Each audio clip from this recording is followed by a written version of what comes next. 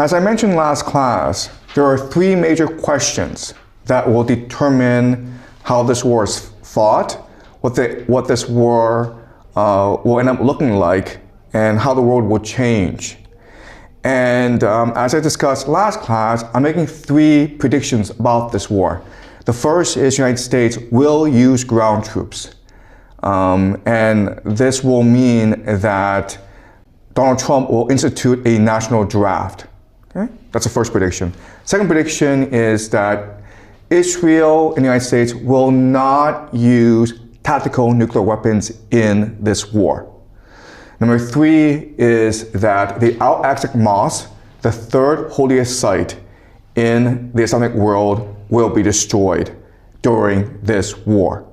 Okay, so last class I explained my analysis and my reasoning for my first two predictions. Today I'll explain my third prediction. But before we start, I just want to look at some videos. All right, so this is Senator Blumenthal of Connecticut, and he is one of the 100 members of the US Senate. He's also one of the members of the Gang of Eight.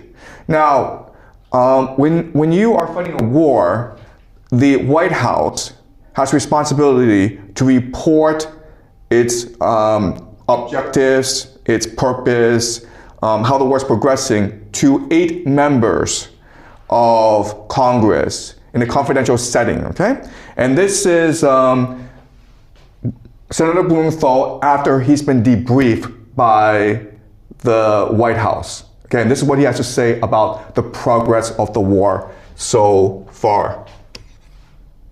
I emerged from this briefing as dissatisfied and angry, frankly, as I have from any past briefing in my 15 years in the Senate. I am left with more questions than answers, especially about the cost of the war. My questions have been unanswered, and I will demand answers because the American people deserve to know. And I guess I am most concerned about the threat to American lives of potentially deploying our sons and daughters on the ground in Iran. We seem to be on a path toward deploying American troops on the ground in Iran to accomplish any of the potential objectives here. And there is also, as disturbingly as anything else, the specter of active Russian aid to Iran, putting in danger American lives.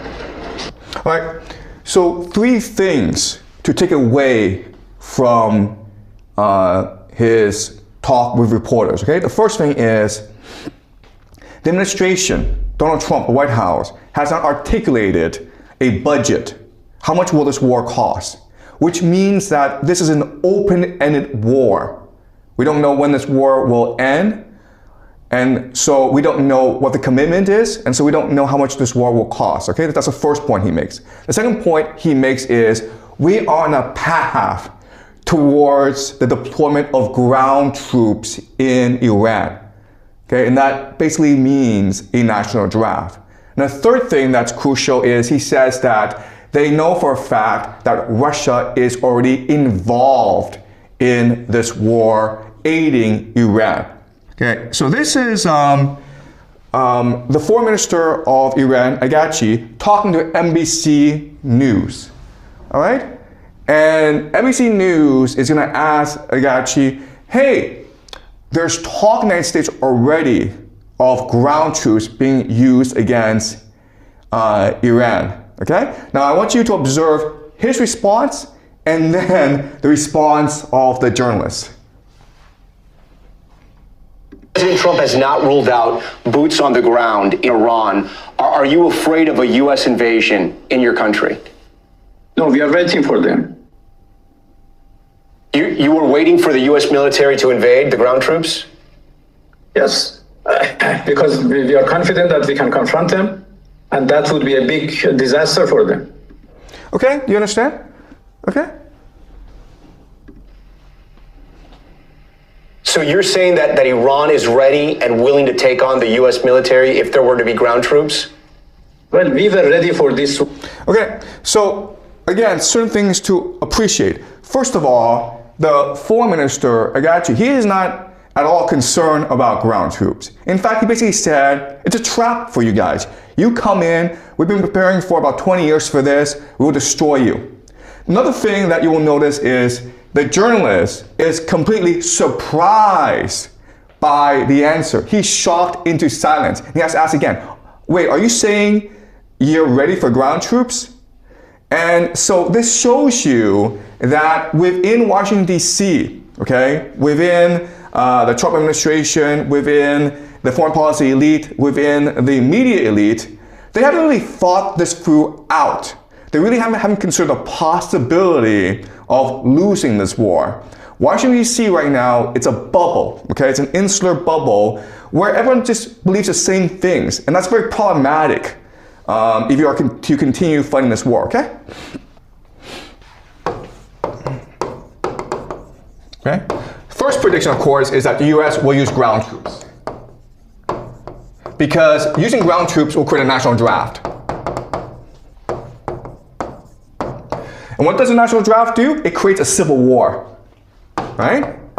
A lot of young people are going to refuse to fight in this war. And this is going to create protests. Then America will have no choice but to deploy the National Guard. And this will create the recipe for a lot of civil conflict in America, okay? Another thing that will happen is because you use ground troops, you will lose the war, and then CENTCOM, which is the American military in the Middle East, will then transfer over to Israel. Okay? What's happening in this war is that the economies of the GCC are being destroyed. And that's part of the plan. Okay? Because for Israel to achieve the Greater Israel Project, it needs to absorb the GCC and parts of Turkey and parts of Egypt. Okay? So another way of saying this is that the GCC is basically finished. The intention is to collapse their economies and make them irrelevant. Right? The third thing we can expect is that Turkey will enter this war, and Saudi Arabia actually, will enter the war. Because you want to use this war to weaken opposition to these eschatologies as much as possible. Okay? So Turkey and Saudi Arabia will enter this war, and they will suffer tremendously because of their participation. All right. Again, the Al-Aqsa Mosque will be destroyed. Okay? And then you have the rise of Persia. Okay? The rise of Persia. Why is this important? Because you need the Islamic world to unite against Israel for the end of days. But I think, like, if we look into the war between America and Iran, I think Trump is trying to destroy Iran as the same way that he destroys Venezuela, but it fails, which led Iran to fight back. So I think this could also explain in a political way, but not religious. Okay. All right, that's a great point in that, listen, there's an explanation, which is that Trump is just stupid. He's arrogant. They had too much success in Venezuela. They go into Iran, and they think it's the same thing, and now they're losing, okay? And because they're losing, they are just panicking, okay? Okay, that's true. And if this explanation is true, then what will happen, what we can expect to happen is that Trump declares victory and goes home. Okay? That's what we can expect. And if the US does go home, then you're right. Okay? So we can expect, but sorry, the question then is what happens next few months? All right. What you need to understand is this. War is not simple. Once you start a war, you can't end the war. So you're right in that it's possible that Donald Trump made a mistake, But it doesn't matter if it was intentional or accidental, you have the same outcome.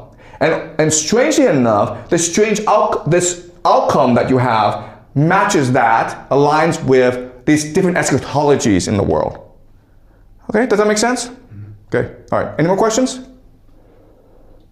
All right, okay, so we'll continue this next week, guys, okay?